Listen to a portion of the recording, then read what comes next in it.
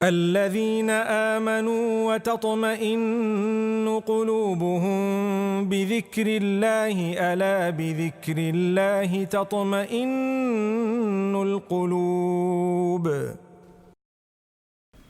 نحمدہ و نصلی علی رسولہ الکریم اما بعد۔ پیارے بھائیوں، آج کا عنوان ہے حضرت اسماعیل علیہ السلام کس طرح وادی لخ و دخ میں حضرت حاجرہ علیہ السلام کے ساتھ تھے۔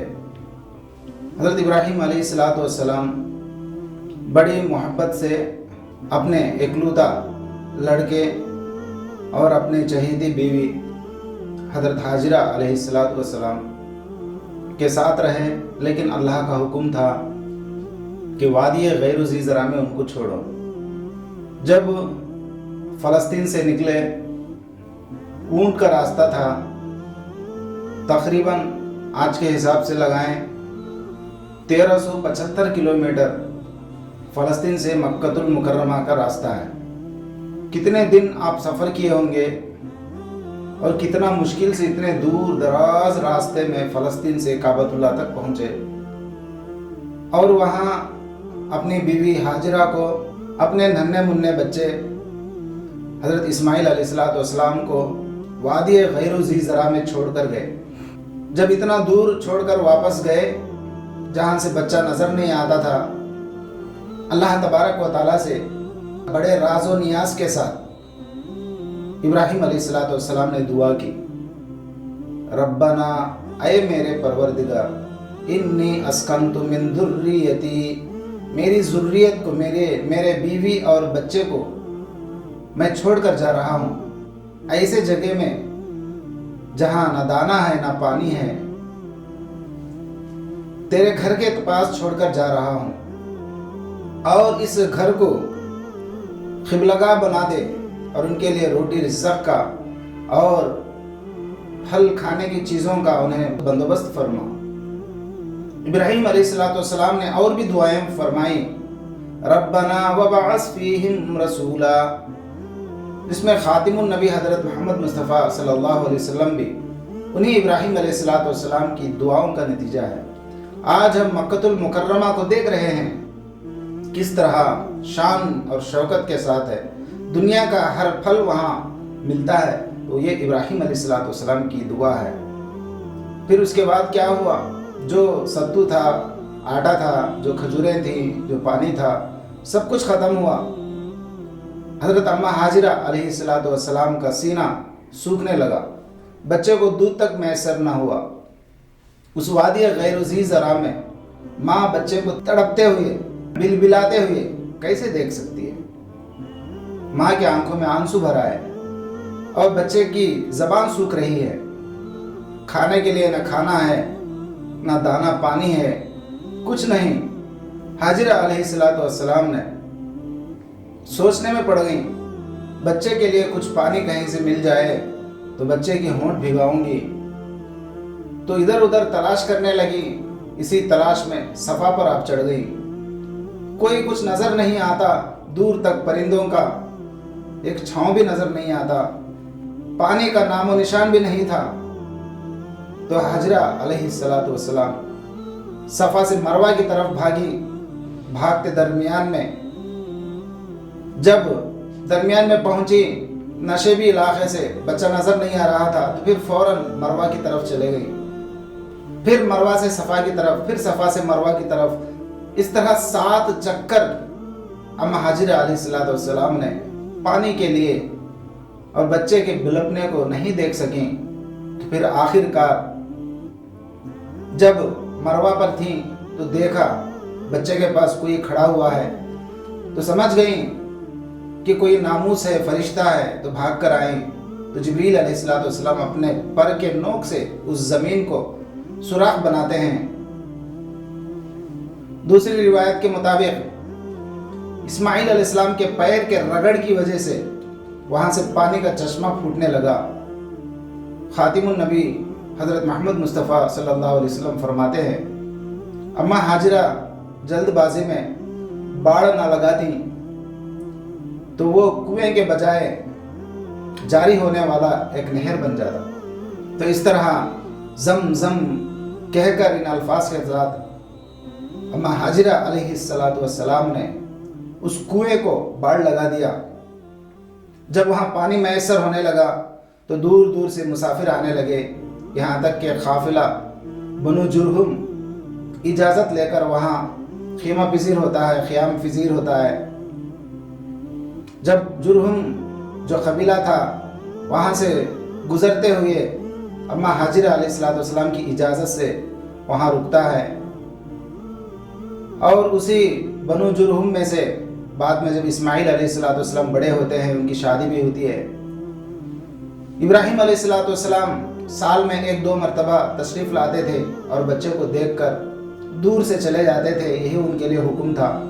اللہ تبارک و تعالی ابراہیم علیہ السلام کے دل میں حاجرہ علیہ السلام کی محبت روز بروز بڑھتی تھی، اور بچے کی پیار، شفقت، محبت روز بروز بڑھتی تھی، لیکن حکم یہی تھا کہ دور سے دیکھو اور چلے جاؤ، سال میں 1-2 مرتبہ سے زیادہ نہیں آ سکتے تھے۔ ابھی میں نے بتایا فلسطین سے مکۃ المکرمہ کو 1375 کلومیٹر ہے، اتنا دور کا سفر ابراہیم علیہ السلام سال میں 1-2 بار تشریف لانا بہت بڑا مشکل کام تھا۔ دور سے مناظرہ دیکھتے تھے، دور سے نظریں دوڑاتے تھے، آنکھوں بھر محبت کی نظر سے اپنے بیوی اور بچے کو دیکھتے تھے اور واپس ہو جاتے تھے۔ اسی طرح ایک مرتبہ ابراہیم علیہ السلام لڑکے کو دیکھنے آئے اور ایک درخت کے نیچے آرام فرمانے لگے، تو خواب میں ابراہیم علیہ السلام کچھ دیکھ رہے ہیں جس کو قرآن بیان کرتا ہے، یا بنی انی ارا فی المنام انی اصبحک فانظر ماذا تری یا ابت افعل ما تؤمر ستجدنی ان شاء اللہ من الصابرین۔ پھر بچے سے آ کر کہتے ہیں کہ بیٹا میں نے خواب میں دیکھا آپ کو میں ذبح کر رہا ہوں، تو بچے نے کہا یا ابت افعل ما تؤمر ستجدنی ان شاء اللہ من الصابرین، ابا اپنا خواب آپ پورا کیجئے، مجھے آپ صبر کرنے والا پاؤ گے۔ باپ بھی نبی، بیٹا بھی نبی۔ اسماعیل علیہ السلام نے باپ کا حوصلہ بڑھا دیا۔ نبیوں کے خواب بھی سچے ہوتے ہیں، اور اللہ تبارک و تعالی وہ اپنے طرف سے وحی کا مقام پیدا کرتے ہیں۔ تو ابراہیم علیہ السلام نے قریب آئے اور اسماعیل علیہ السلام کو تیار کر کے مذبح کی طرف لے گئے، ذبح کرنے کے ارادے سے چاقو تیز کر لیے۔ قرآن کہتا ہے وَتَلَّهُ لِلْجَبِينِ وَنَادَيْنَاهُ أَن يَا إِبْرَاهِيمُ قَدْ صَدَّقْتَ الرُّؤْيَا إِنَّا كَذَلِكَ نَجْزِي الْمُحْسِنِينَ۔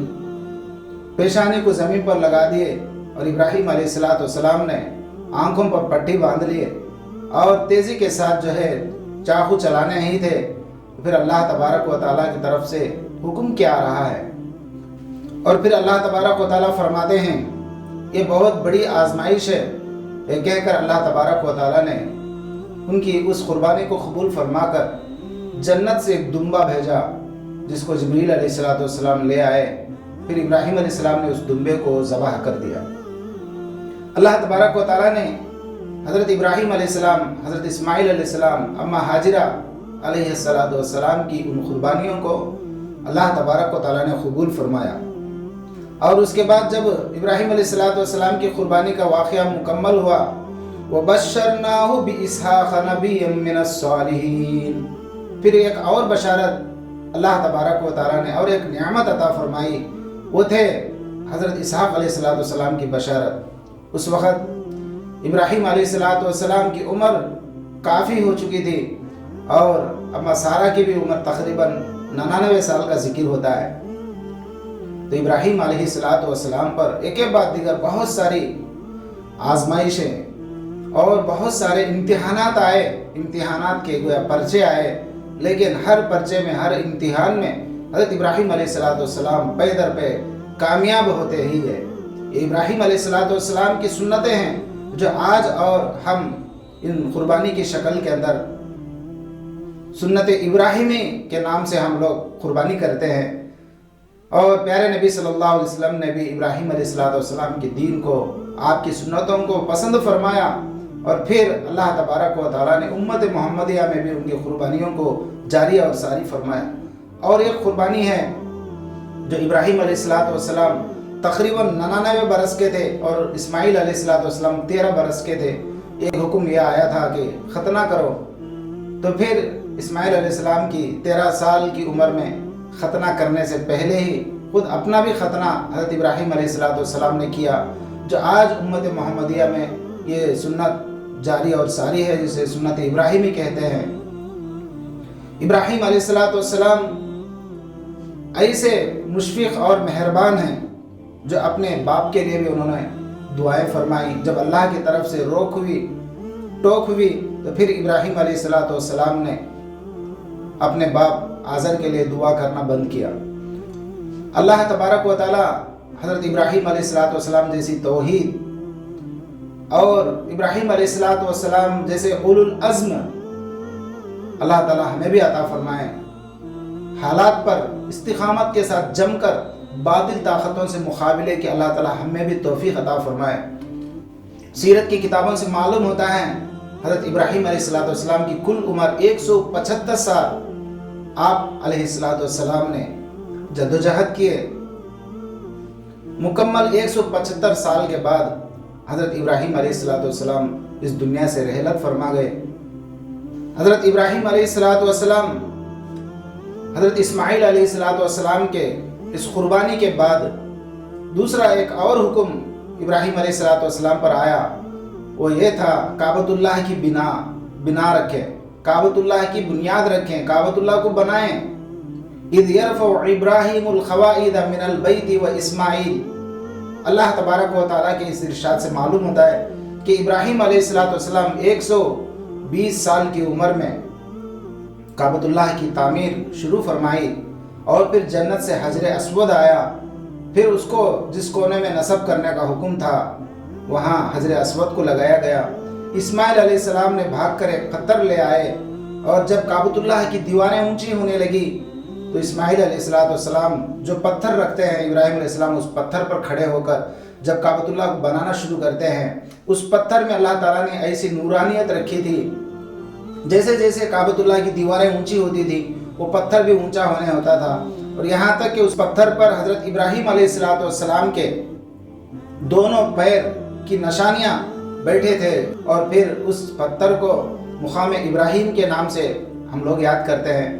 کعبۃ اللہ کے پتھروں میں سے ایک جگہ اس پتھر کو بھی رکھ دیا تھا، بعد میں طواف کے دوران جو ہے بھیڑ کی وجہ سے اس پتھر کو تھوڑا دور ہٹا کر مقام ابراہیم کے نام سے آج ہم لوگ جو دیکھتے ہیں، اور لوگ اس کو چھونا اور اس جگہ چومنا اور اس کی بے حرمتی کی وجہ سے اس کو حفاظت کے لیے آج جو ہے کانچ کی گلاس میں الگ فریم بنا کر جو مطاف سے ہٹ کر جو بازو میں اس کو نصب کیا گیا ہے، یہ عمر رضی اللہ تعالیٰ عنہ کے زمانے میں ہوا۔